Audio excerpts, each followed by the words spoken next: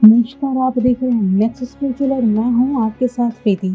महाभारत ये शब्द आप सभी लोगों ने अपने जीवन काल में कभी न कभी तो सुना ही होगा। तो, तो क्या आप जानते हैं कि इस महाभारत काल से जुड़ा एक ऐसे अनसुलझे रहस्य के बारे में जो 18 संख्या पर आधारित है? क्या यह सिर्फ संयोग है या इसके पीछे कोई रहस्य छिपा हुआ है? तो चलिए आज हम जानते हैं कि 18 संख्या से जुड़े 7 ऐसे संयोग जो उस समय घटे थे। 18 पर्वों की रचना। अब आप ये सोच रहे होंगे कि अब ये पर्व क्या? जब ऋषि वेद व्यास जी ने महाभारत ग्रंथ की रचना की थी तब उन्होंने कुल में 18 पर्वों में विभाजित किया था, ठीक उसी प्रकार जिस प्रकार उन्होंने पुराणों की रचना की थी। तो चलिए उन पर्वों के बारे में जानते हैं जो इस प्रकार हैं: आदि पर्व, सभा पर्व, वन पर्व, विराट पर्व, उद्योग पर्व, भीष्म पर्व, द्रोण पर्व, अश्वमेधिक पर्व, सौप्तोहिक पर्व, स्त्री पर्व, शांति पर्व, महाप्रस्थानिक पर्व, अनुशासन पर्व, मौसूल पर्व, कर्ण पर्व, शल्य पर्व, स्वर्गरोहण पर्व तथा आश्रम वासिका पर्व। अर्थात महाभारत की पूरी कहानी इन्हीं 18 पर्वों को पढ़कर समझी जा सकती है। 18 अक्षौहिणी सेना। कौरव तथा पांडव की सेना में कुल 18 अक्षौहिणी सेना थी, जिसमें कौरव की तरफ से 11 तथा पांडव की तरफ से 7 सेना थी।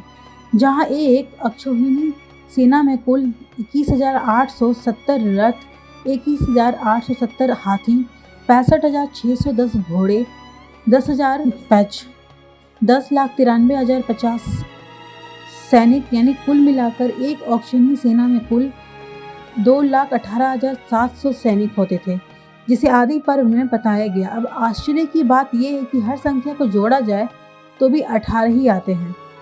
18 प्रमुख सूत्रधार।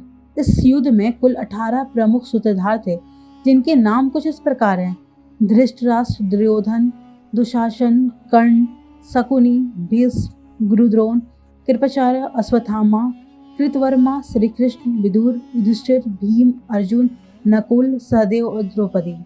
18 दिन का युद्ध। यह तो आप सभी जानते हैं कि महाभारत का युद्ध कुल 18 दिन तक ही चला था।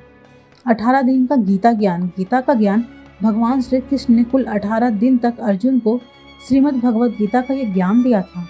18 अध्याय। इसलिए श्रीमद् भगवद गीता जिसे महान ग्रंथ माना जाता है, उसमें कुल 18 अध्याय है। क्या आप जानते हैं कि यह श्रीमद् भगवद गीता किस पर्व से लिया गया है? तो आपको बता दें कि इन्हीं पर्वों में से एक है जो कि विश्व पर्व है।